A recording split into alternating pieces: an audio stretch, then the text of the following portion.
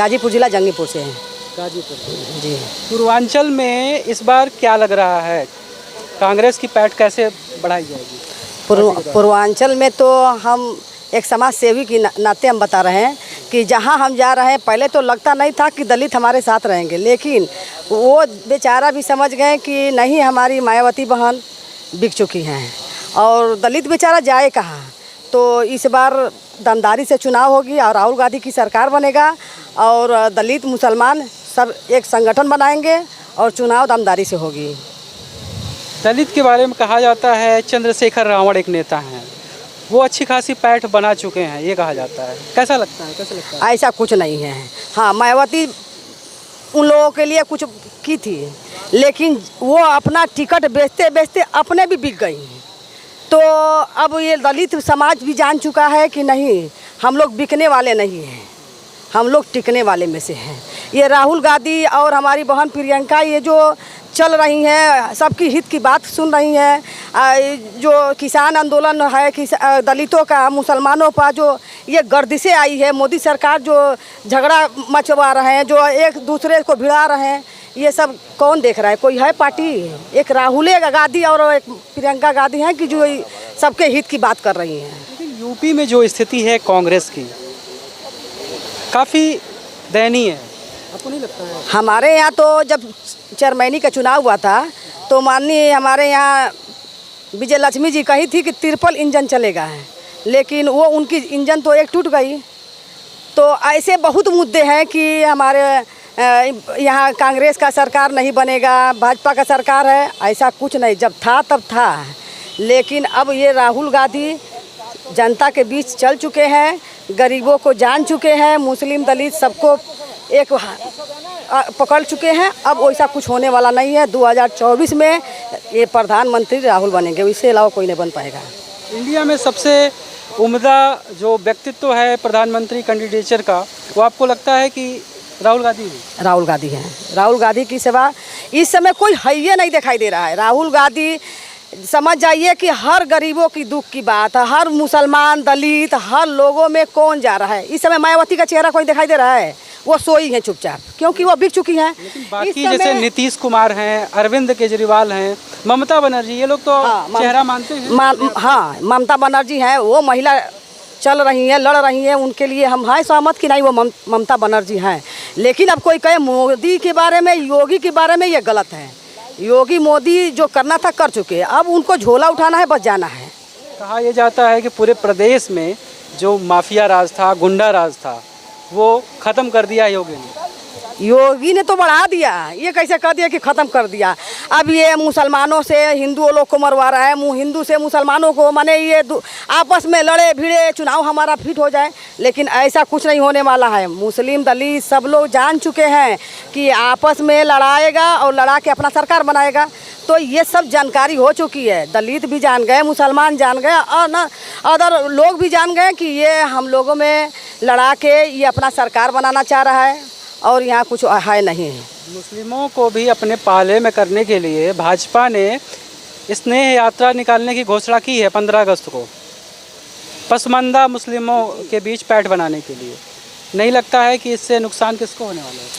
कुछ नहीं होगा, किसी को नुकसान नहीं होगा। वो कितनों जनसैलाब निकाल दे, जान रहे आज के मीटिंग में वो कर्मचारियों को और जितने जो ये उनके सरकारी लोग हैं उन लोगों को बुला के वो मीटिंग करके चेहरा दिखा रहा है। लेकिन कोई सोचे कि कोई अगर जनता जा रहा है मीटिंग में तो ये कतई नहीं। हमारे टौनरिया के जितना कर्मचारी है, हमारे जिला के, हमारे तहसील के, इतना तक कि हमारे हर थाना के प्रशासन लोग भी जाके चेहरा दिखा रहे हैं कि माने मोदी जी की भीड़ है। लेकिन जनता की भीड़ अब नहीं होने वाली है, क्योंकि जनता जान चुकी है और जाग चुकी है। 2014 में जो सीट आई थी भाजपा की, उसके बाद 2019 में उससे भी ज़्यादा आई, 2024 में लोग कह रहे हैं कि उससे भी ज़्यादा आएगी। कहने को तो लोग बहुत कुछ कहते हैं, लेकिन होता नहीं है। अब लोग कह रहे हैं कि नहीं 2024 में राहुल के अलावा कोई नहीं आएगा, ना आने देंगे हम लोग। अब इसके लिए हम लोग को क्यों ना मैदान में उतरना पड़े, अच्छा अपने आप को शहीद होना पड़े। जो सुविधाएं दे रही सरकार, क्या नहीं लगता है जो ग्रामीण क्षेत्र के, ग्रामीण अंचल के जो लोग हैं, जो राशन मिल रहा है लोगों को, आवास जो मिल रहा है, शौचालय की जो सुविधाएं हैं, आपको लगता है कि इससे विचलित नहीं होगा आम आदमी? पहले था कि महीना में 2 बार 3 बार राशन बांटते थे, तो ये लगता था कि नहीं सारे लोग उन्हीं को वोट देंगे, लेकिन ऐसा कुछ नहीं है। वो ये जो आवास है मोदी आवास, ये गांधी आवास था, लेकिन वो मोदी आवास कर दिया। ऐसा कुछ नहीं है, ये कांग्रेस की बनाई हुई योजना है। वो गांधी परिवार का बनाया हुआ योजना था, और जो भी है, हाँ, नाम बदल दिए हैं। और वो दिया क्या है, राशन हमारा करेजा निकाल ले, हमारा खून निकाल ले, अब 5 किलो से मुंह बंद कर देगा तो जनता बंद हो जाएगी? कतई नहीं बंद होगी। एक और बात चल रही है, काफ़ी समय से भी चल रही है, राजनीति में चर्चा हो रही है कि, और इसकी चर्चा इस वजह से तेज है क्योंकि एनसीपी के जो नेता हैं महाराष्ट्र के अजीत पवार, उनका कहना है कि कहीं न कहीं जो नरेंद्र मोदी मौजूदा प्रधानमंत्री हैं, वो इंदिरा गांधी में की तरह जो है एक व्यक्तित्व रखते हैं अंतर्राष्ट्रीय स्तर पर, और राजीव गांधी की तरह देश के अंदर छवि रखते हैं। आपको लगता है कि ये जो तुलना है सही किया उन्होंने? नहीं, देखिए, राजीव गांधी और राहुल गांधी और प्रियंका गांधी का कोई कितनों चाहे, सुनिए ना, कोई इंदिरा गांधी और राजीव गांधी की कितनों कोई चाहे कि तुलना कर ले, लेकिन कोई तुलना करने वाला है नहीं। क्या अंतर लगता है आपको? अंतर यही है कि देखिए, ये देश बचाने में रह गए, हमारे कांग्रेस सरकार ये देश को बनाने में रह गए, देश को बचाने में रह गए, और अन्य पार्टियां देश को बर्बाद करने में रह गए हैं।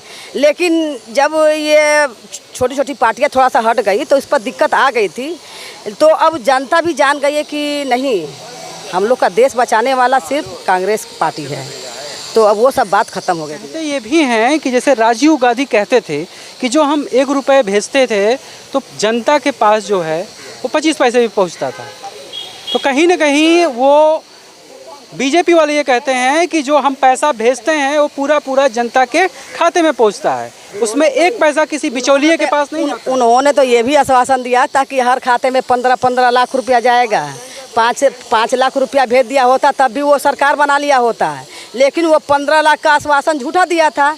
तो ऐसा कुछ नहीं है। हमारे कांग्रेस में एक महिला को 300 रुपया जाता था वृद्धा पेंशन, और वो बेचारी को 50 रुपया मिलता था। तो उन्होंने जब जानकारियाँ हुई कि 50 रुपया क्यों, तो इस पर तुलना हुआ कि भाई बिचौलिया के लोग ये ऐसे ऐसे खा जाते हैं, हमको 50 रुपया मिलता है। तो जो प्रधान था उन्होंने 20 रुपया वो भी खाता था। अब जब वहाँ तक हमारे पार्टी की कान तक गया तो उन्होंने सारा ख़त्म कर दिया, और बेचारी को 300 रुपया मिलने लगा, और वो पैसा आज भी मिलता है। और ये वृद्धा पेंशन कांग्रेस ने बनाया है, कोई और पार्टी नहीं बनाया है। एक वीडियो वायरल हो रहा है, आपके जो नेता हैं प्रदेश के बृजलाल खाबरी, उनका एक वीडियो वायरल हो रहा है जिसमें वो कह रहे हैं 2024 में जीतेगी एनडीए। सही बात है, कहा था, सही बोले हैं वो, बिल्कुल सही बोले। हम भी बोल रहे हैं, हम भी बोले हैं कि 24 में सरकार इंडिया की बनेगी। इंडिया देखिए बातों को नहीं, ये वीडियो सही वीडियो। बाद में उन्होंने माफ़ी मांगी कि उनके मुंह से एनडीए निकल गया। देखिए इस तरह से तो मोदी जी ने भी बेटी पढ़ाओ बेटी पटाओ बोला था, ठीक है। इस तरह अमित शाह जी ने भी बोला था कि ये एक राजनीतिक जुमला है 15 लाख, और बहुत सारी चीज़ें हैं।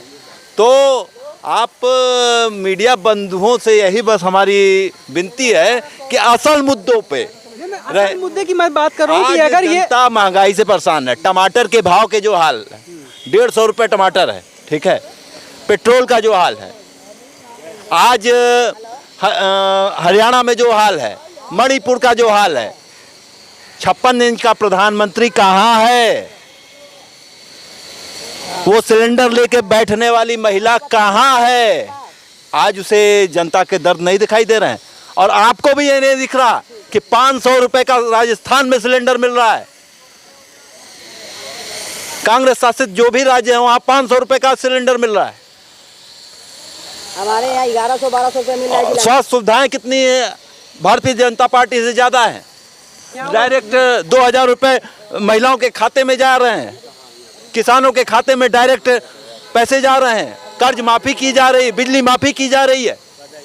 आपको क्यों ऐसा क्यों लगता है कि जो है कार्रवाई क्यों नहीं कर रही? आपको क्या वजह लगती होगी? मेन वजह क्या, क्योंकि नुकसान अगर उनको डर होगा कि 2024 के इलेक्शन में अगर नुकसान होगा तो क्यों कार्रवाई नहीं देखिए होगी? देखिए सीधी सी बात है, मोदी सरकार 20% को टारगेट करके 80% की राजनीति करना चाहती है इस देश में, जबकि इस देश की जनता समझदार है और इस राजनीति को मोदी के उन्होंने समझ लिया है कि इस देश में नफरत की राजनीति अब नहीं चलेगी। जनता जाग चुकी है, क्योंकि कहीं ना कहीं 20% को दिखा के 80% को भी महंगाई की मार में लेके जाया जा रहा है।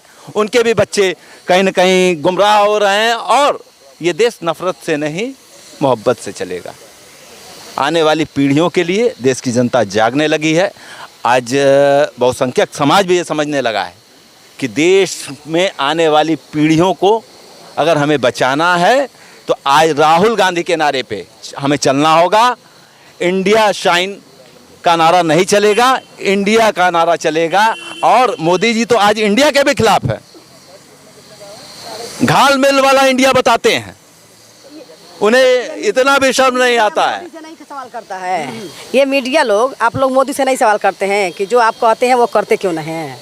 जो मिलता है उनके पार्टी के लोग ऐसे बिल्कुल सवाल करते हैं। नहीं, आप लोग ये नहीं पूछते हैं कि आपने उन्होंने कहा कि बेटी पढ़ाओ बेटी बचाओ, ये क्यों नहीं सही बताया कि बेटी पढ़ाओ और बेटी को पढ़ाओ, ये सब नहीं वो बताता है। वो यही बताते हैं लोग कि बेटी बचाओ बेटी पढ़ाओ, ये झूठा नारा क्यों देते हैं। वजह ये होती है कि इस तरह के जो नेतृत्व वाले बड़े पद पर आसीन जो नेता होते हैं, अगर उनके मुंह से भी गलत चीज़ें निकल जाती हैं तो कहीं ना कहीं लोगों को असर पड़ता है उस चीज़ का, चाहे वो 15 लाख का नारा हो, चाहे वो इस तरह के जो मोदी जी से कह दीजिए कि मोदी जी अब आराम कर चुके हैं, मणिपुर का हालात देख ले, वो दिल्ली का हालात देख ले, वो अन्य जगह का हालात देखे मोदी जी।